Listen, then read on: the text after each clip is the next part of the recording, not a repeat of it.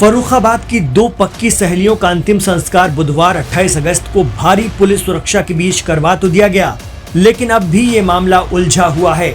आम के पेड़ से झूलकर इन्होंने खुद ही अपनी जिंदगी खत्म कर ली। पुलिस की ये थ्योरी मृतक लड़कियों के घर वालों को हजम नहीं हो रही है। दोनों लड़कियां दलित जाटो समाज से ताल्लुक रखती थीं और जिस तरह घर वालों के शक व शुबा के बीच उनकी आखिरी रस्में अदा की गईं, उसे देख लोगों को बरबस ही यूपी के हाथरस कांड की याद आ गई, जहां पुलिस ने आनन फानन में दलित मृतक पीड़िता का दाह संस्कार अंजाम दे दिया था। 18 और 16 साल की दोनों लड़कियों के घरवाले अब भी मानने को तैयार नहीं है कि उनकी बेटियों ने मौत को गले लगाया है। दोनों के पिता का मानना है कि उन्होंने खुद अपनी बेटियों के जिस्म पर चोट के निशान देखे हैं। पुलिस को इसके बारे में बताया भी, लेकिन वहां से सिर्फ भरोसा मिल रहा है, देखेंगे, जांच करेंगे। मैं बता रहे रिपोर्ट में कुछ नहीं आया। शरीर सुबह खोला था तो सब पूरा मारा तोड़ा है, कांटे आटे लगे हुए हैं और इनमें कांटे आटे लगे हुए इन्हें खींचा है और मारा बेल्ट लगी हुई है और सब उसमें गए हैं तो बता रहे कुछ भी नहीं आया रिपोर्ट में। अच्छा,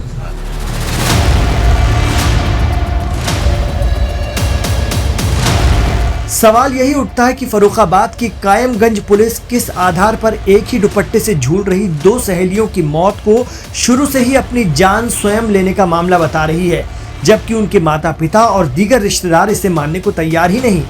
लड़कियों के घर वालों का कहना है कि दोनों खुश रहती थीं, घर से कोई परेशानी नहीं थी। मौके पर एक मोबाइल और चप्पल मिली है। लड़कियों के पिता भी कह रहे हैं कि उनकी बेटियों के शरीर पर कांटे और चोट के निशान उन्होंने देखे हैं। अब तक इस मामले में परिवार वालों के शक के बावजूद एफआईआर न होना भी कई सवाल खड़े कर रहा है।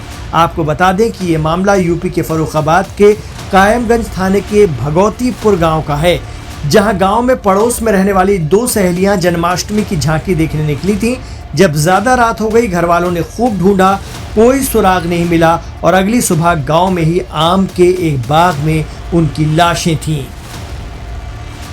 आप जो है कि हत्या का आरोप लगा रहे हैं तो हाँ, ये हत्या का आरोप है, ये तो निश्चित है। निश्चित हत्या हुई है। हाँ, ये तो निश्चित है कि हत्या का आरोप इसलिए है कि पहले लड़की 60 किलो की, 40 किलो की है, तो एक ऊपर नीचे कैसे हो सकती है? मतलब जिसका वजन ज्यादा है वो ऊपर है, जिसका कम है वो नीचे है। दूसरी बात उसके पैर में चोट का निशान है, कांटे भी हम देखे हैं, कांटे भी लगे थे और वहाँ मुझे दिखाया गया है कि कोई भी चोट का निशान नहीं है। तो उसका डाउट पहले थोड़ा हमने मतलब इस हिसाब से भी बात की, तो आप निश्चिंत रहिए, आपकी सही कार्रवाई होगी और अभी जांच बाकी पड़ेगी। पैनल की है, वीडियोग्राफी भी है। अच्छा, तो मैं जब देखा तो गोड़ा में कांटे आते थे और लकड़ी में कांटे थे। अच्छा, और इधर शरीर में वो क्या नाम लगा हुआ था, क्या नाम है, बेल्ट का कांटा। अच्छा, बेल्ट के निशान भी पड़े हुए। अभी मैं उतारूंगा, आप फिर वीडियो बना लीजिए। ठीक है, ठीक है।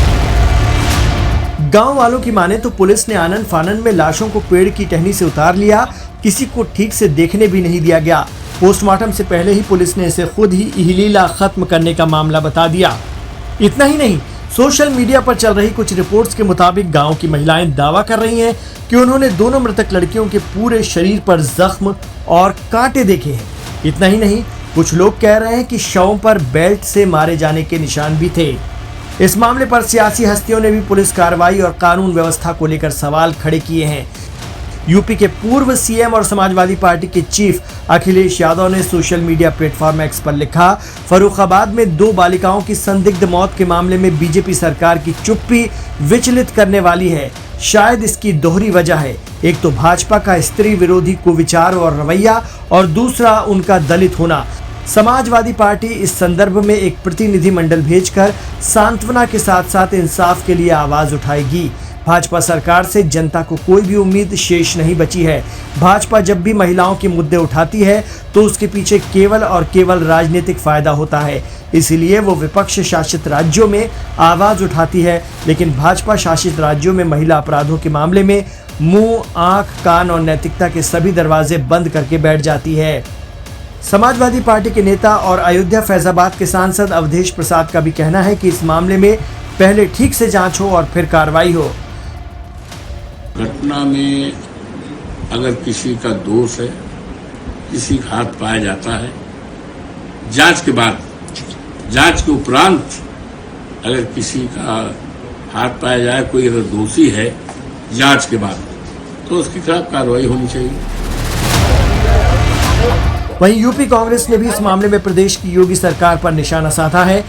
कांग्रेस ने लिखा, इन्हें यहाँ किसने लटकाया, क्यों लटकाया, किसी को कुछ नहीं पता। ये प्रदेश महिलाओं के लिए शमशान बन गया है। घर से बाहर निकलने वाली कोई महिला यहाँ सुरक्षित महसूस नहीं करती। बेखौफ दरिंदों पर लगाम लगाने के लिए कोई ठोस कदम उठाए सरकार।